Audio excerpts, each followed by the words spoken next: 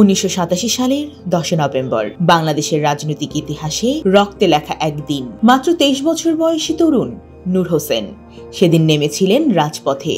বুকে পিঠে লেখা ছিল সাহসী স্লোগান, স্বৈরাচার নিপাক যাক, গণতন্ত্র মুক্তি পাক। গুলিস্তানের 0 পয়েন্টে পুলিশের গুলিতে লুটিয়ে পড়েন তিনি। তার সেই আত্মত্যাগই প্রজ্বলিত করে স্বৈরাচার বিরোধী আন্দোলনের আগুন, যা পরিণত হয় গণ অভ্যুত্থানের বীজে। তার আত্মত্যাগে তীব্র হয়ে ওঠে আন্দোলন, যার ধারাবাহিকতায় 1990 সালের 6 ডিসেম্বর পতন ঘটে এরশাদ সরকারের।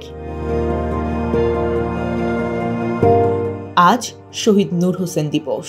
দিবসটি উপলক্ষে রাজধানী সহ জীবন অবাক না করলে কে করবে? 28% মিল্ক ফ্যাটের অবাক করার সাথে ফ্রেশ মিল্ক পাউডার। জীবন অবাক করুক প্রতিদিন। সারা দেশের রাজনৈতিক, সামাজিক ও সাংস্কৃতিক সংগঠনগুলো নানান কর্মসূচি গ্রহণ করে প্রতি বছর।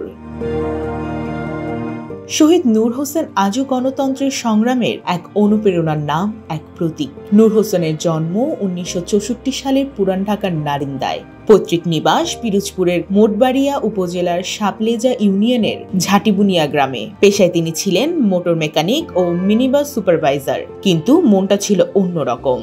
দেশপ্রেমে ভরপুর, প্রতিবাদে অনমনীয়।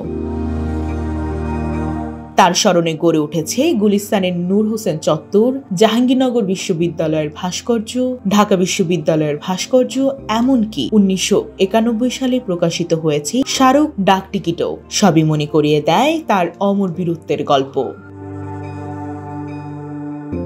ডেস্ক রিপোর্ট, জয় জয় দিন।